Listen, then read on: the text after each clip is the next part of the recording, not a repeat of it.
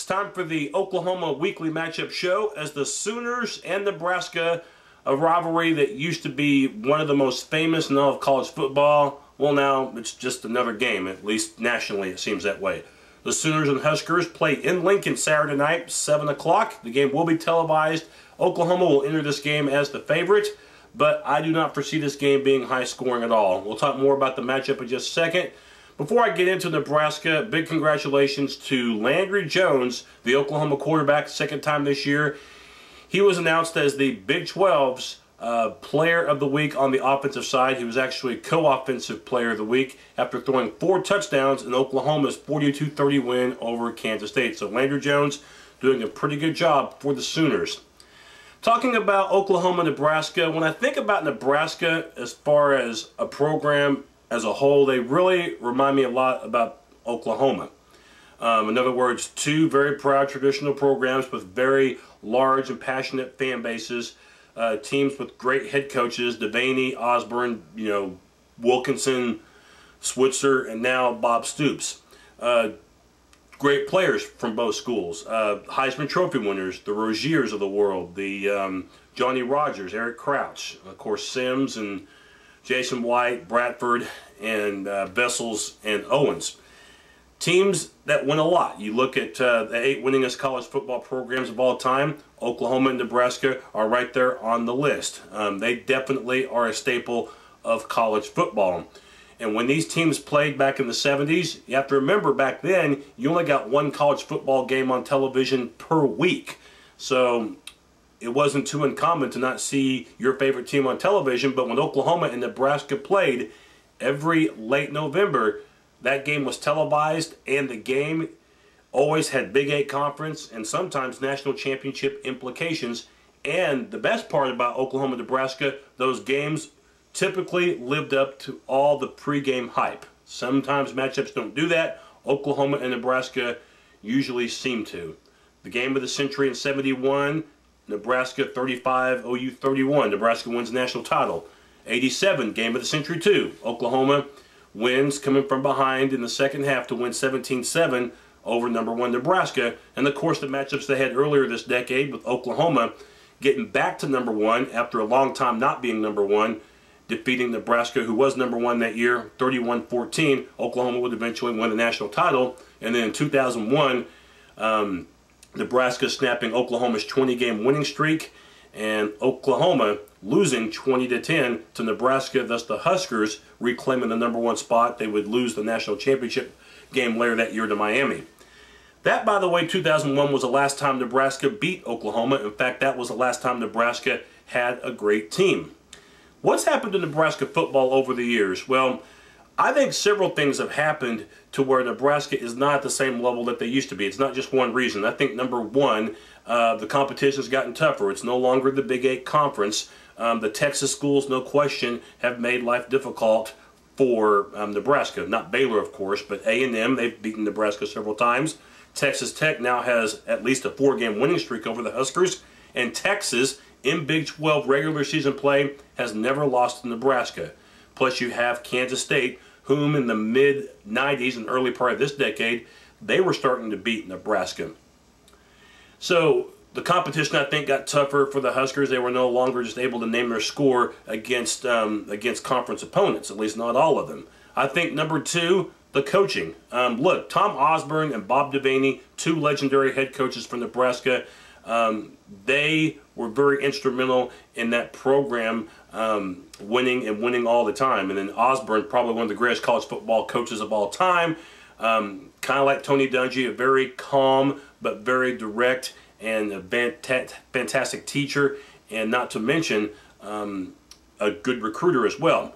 And under Osborne, they won 3 national championships. Nothing against Bo Pelini, but he's not a Tom Osborne, not yet at least. So the coaching, I think that's a big part of it too. And I think also the 85-player scholarship limit. You didn't have that back then, so Nebraska was able to load up on some of the best players in all the United States. The 85 scholarship limit, I think, hurt Nebraska just as much as any other program in the country. They're not able to get the cream of the crop players like they used to. Not just speed, but strength. Nebraska was known as a power I team. They would just smash the ball in your face. They don't have that anymore because they simply don't have the talent that they used to. Oh, they still get good talent, but it's not great all-around talent like it was in the 70s, 80s, and 90s, and very early part of the 2000s. Can Nebraska get back to that level? It's going to take a while. If they do, it's not going to happen overnight. And the one thing that you can always count on, though, from Nebraska, you can always count on very passionate, nice fans, and you can always count on consecutive sellouts. They have over 300. But it is going to take a while for Nebraska to get back to the glory days of yesteryear. Talking about Nebraska this year, defensive line is outstanding. 2 gems at defensive tackle. Ndamukong Suh, he's going to be playing in the NFL on Sunday. As I said that before, he's having a marvelous year. But not to be left out is Jared Crick, who was last week's National and Big 12 Defensive Player of the Week, had 5 quarterback sacks, including 13 tackles in Nebraska's win over Baylor. Suh's going to get double-teamed more times than often. That, I think, allows Crick, when you're trying to block him one-on-one, it's really not a matchup so far. So, because of Suh's presence, I think that helps Crick, but Crick is pretty talented too. And the defensive ends, Pierre Allen among them. This Nebraska front four, it's amongst the best in the country. Defense has not been Nebraska's problem this year. It's been the offense, which has been dreadful.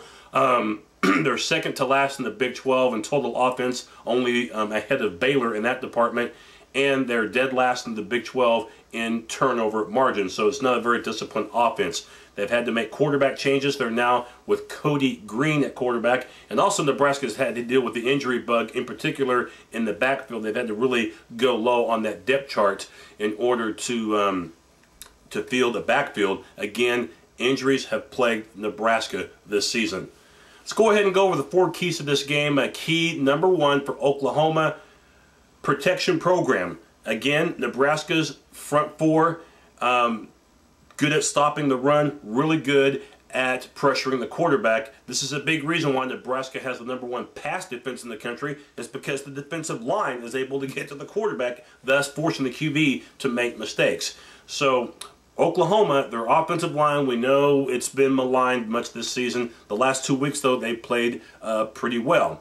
They're going to have to protect Landry Jones, which they've done a good job of this season, but this is going to be their biggest challenge defensively since the Texas game, in which Oklahoma's offense did not play very well in that matchup.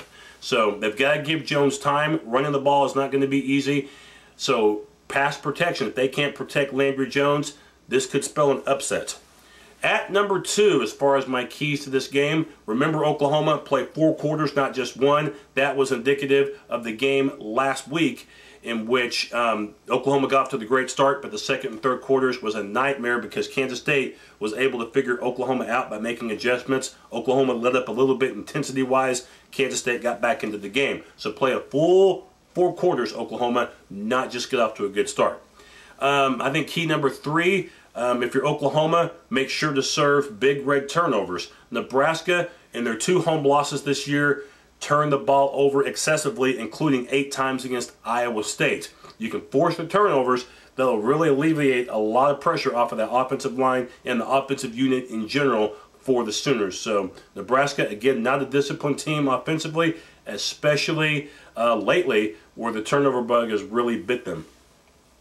And then finally, if you're looking at key number 4, make sure that green sees crimson. We're talking about Cody Green, the Nebraska quarterback, the new Nebraska quarterback, whose stats were pretty average against Baylor. And Nebraska, even though they won, they didn't even muster 300 yards against a bad Baylor defense, and Nebraska did not score in the second half in their 20-10 win. So get to Cody Green, make him make mistakes. He's a quarterback that has potential, but right now it's just too raw, too inexperienced, and he has not seen anything like the Oklahoma defense, which he'll see Saturday night. Final score of this game, I'm going to go 20-10. Oklahoma with the victory again. I don't think there's going to be a lot of points scored in this game, and I heard people saying, well, Oklahoma's going to blow Nebraska out.